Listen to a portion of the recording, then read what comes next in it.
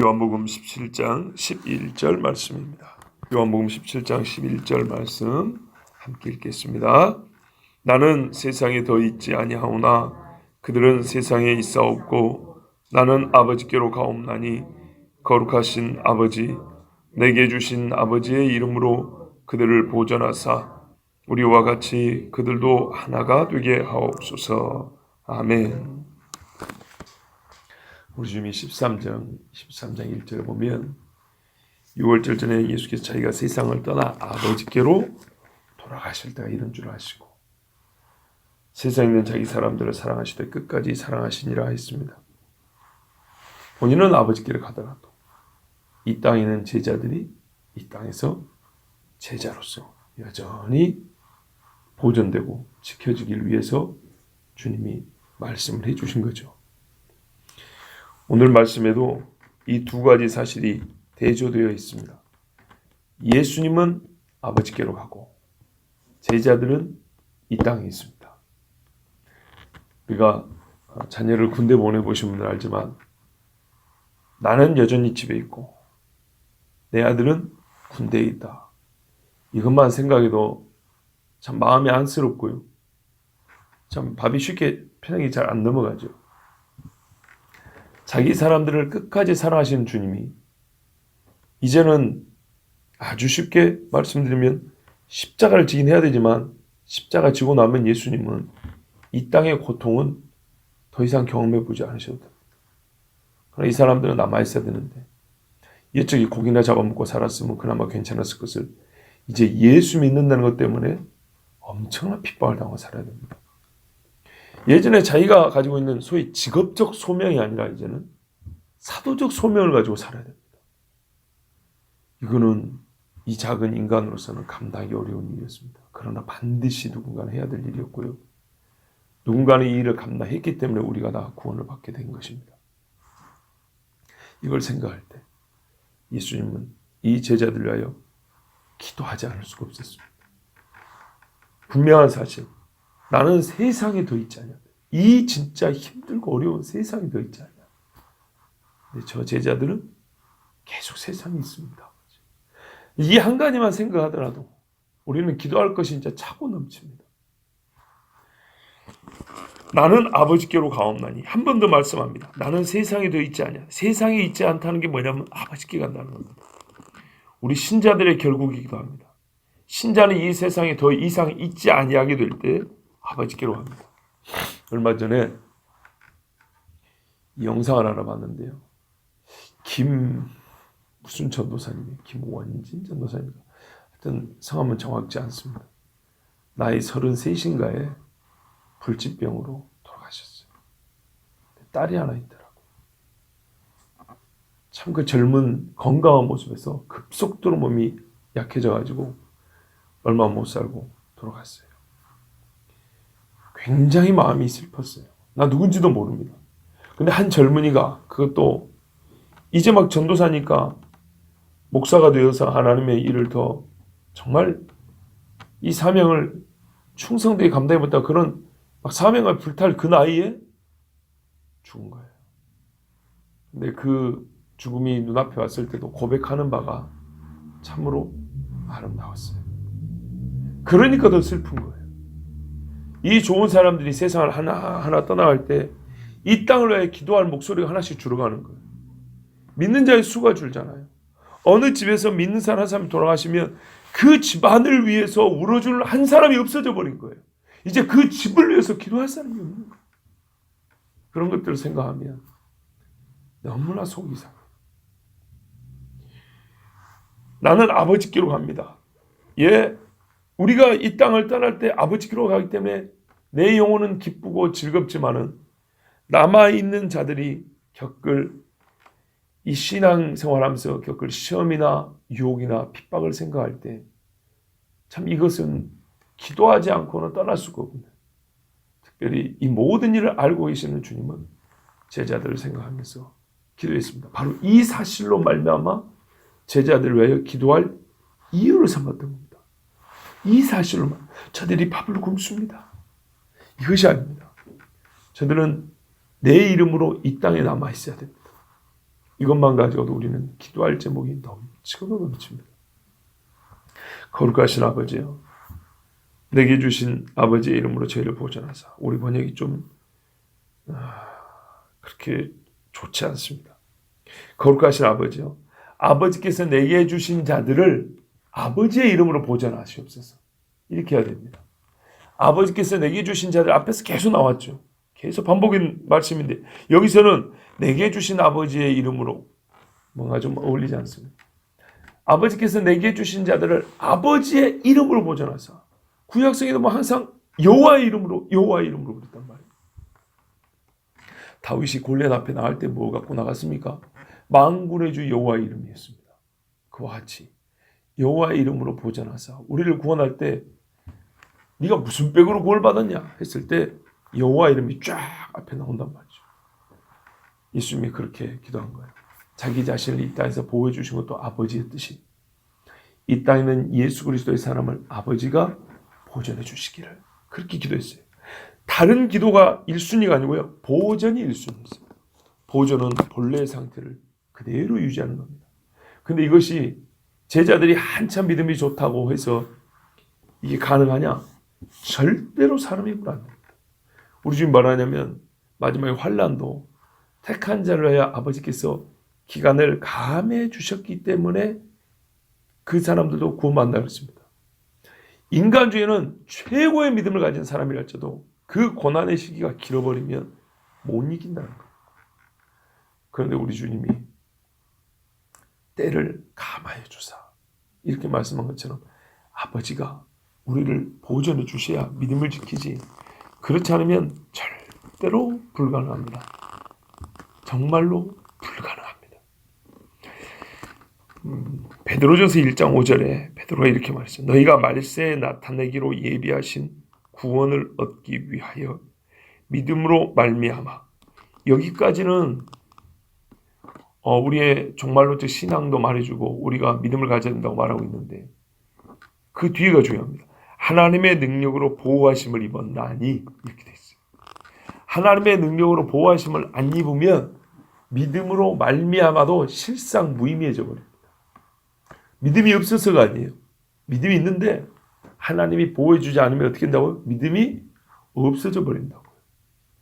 믿음으로 말미암아 분명히 구원을 얻는데요. 말세에 나타날 구원을 얻기 위하여 믿음으로 말미암아. 그런데 최종적으로 이 구원을 담보해 주는 것은 하나님의 능력으로 보호하심을 입으면. 이 뒷부분이 빠져버리는 앞에 거는 아무리 많이 쌓아놔도 아무 소용이 없어요. 그럼 아버지의 이름으로 보존할 때 지켜주는 것이죠. 지켜주는 거예요. 뭘 더해주기 전에 지키는 게 중요해요. 뭘 지키냐면 기본적으로 믿음은 당연하고요. 거룩함이에요. 거룩함. 왜 사람이 믿음을 잃습니까? 왜 바알볼의 사건 있었습니까? 미디안 여자 왜 넘어갑니까? 이 시내산의 그 금송아지 사건도 어떻게 이해할 수 있습니까? 제 1계명과 2계명을 어긴 겁니다. 1계명과 2계명을 어기면서 이들에게 나타난 증상과 현상이 무엇입니까? 부정입니다. 더러움. 1계명과 2계명을 지킬 때 사람에게 가장 먼저 나타난 것은요, 거룩해집니다.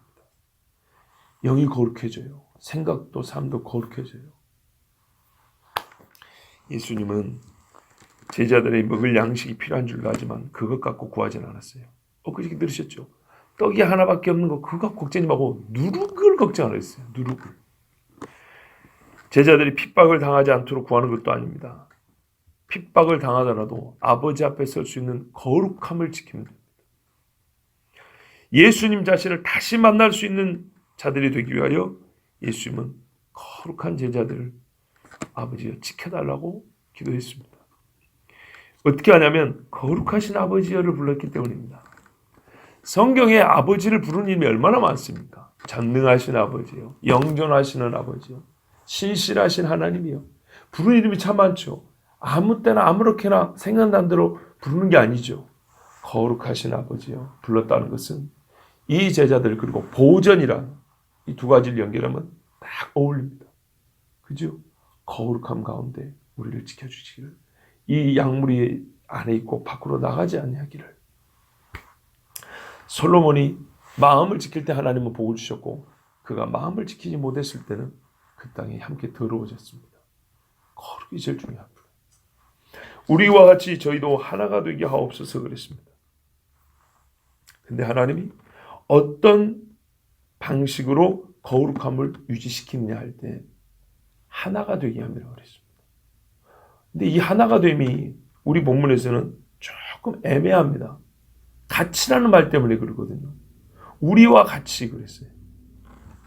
우리 한국말에서 같이는 말 그대로 함께 있다 이런 뜻이잖아요.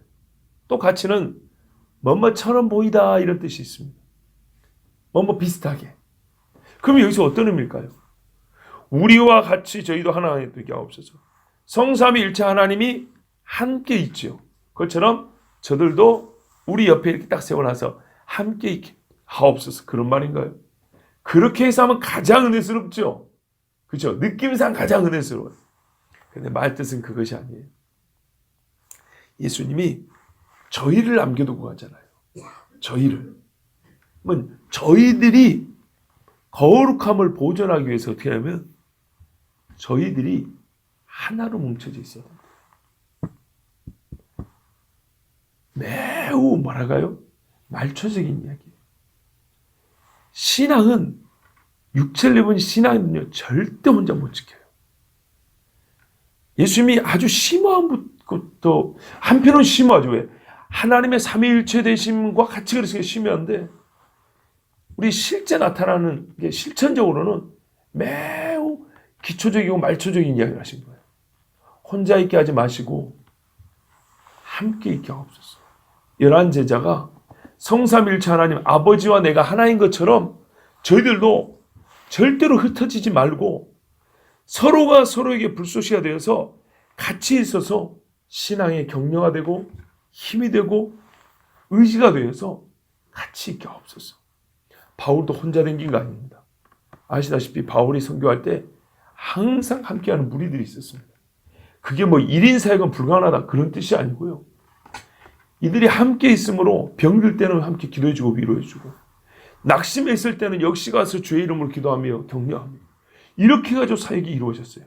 만일에 바울 보고 혼자 댕기라고 그랬으면 우리가 읽는 사도행전과 여러 서신서들의 그 바울의 사역은 못 봤을 겁니다. 주님은 제자들이 베드로가 아무리 훌륭해도 혼자 보내지 않았습니다. 베드로 혼자 기도할 수 있지만 요한과 함께 기도하러 올라갔습니다. 신앙에는 독불장군이 절대 있을 수가 없습니다. 절대로. 이보다 교만한 일이 있을까 싶을 정도입니다. 절대로 혼자 못합니다. 비록 내가 남을 가르쳤다 할지라도 나에게서 배운 자가 내가 한 말을 내 귀에 들려주는 이런 식으로라도 반드시 타인의 입에서 나오는 하나님의 음성을 듣는 일이 있어야 우리의 신앙은 지켜질 수 있습니다. 자, 말뜻은 이런 것입니다.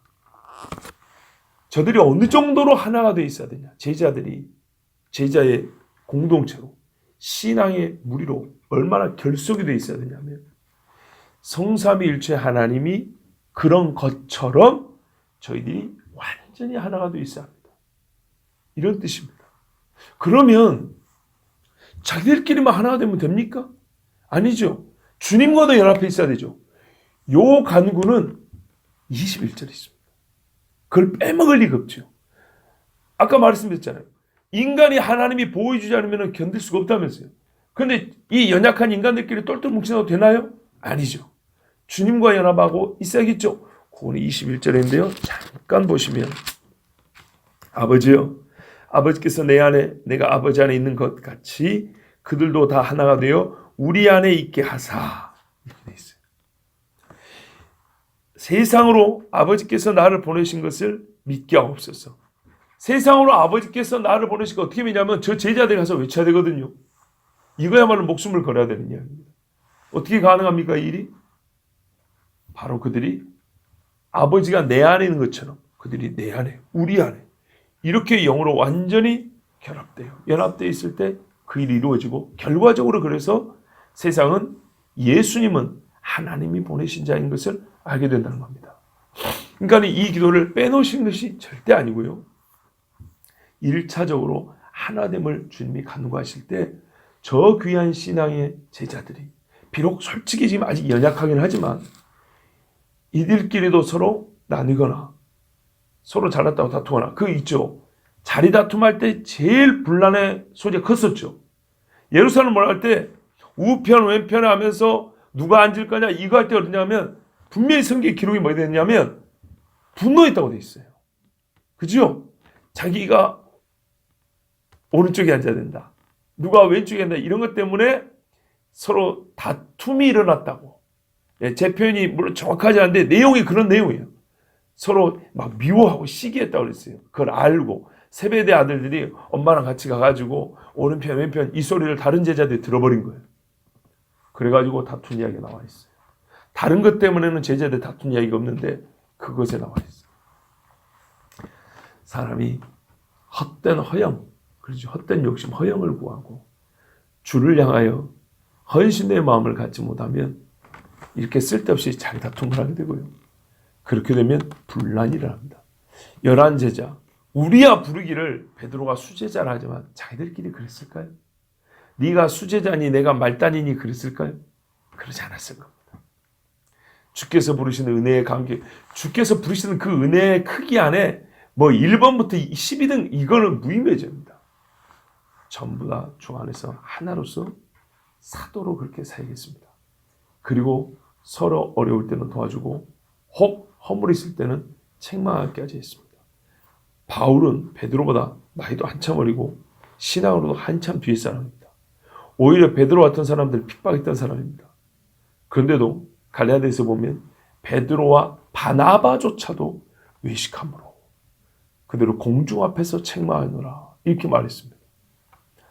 그러니까 이런 일들이 다 신앙 안에서 제자들이 하나 된 모습입니다.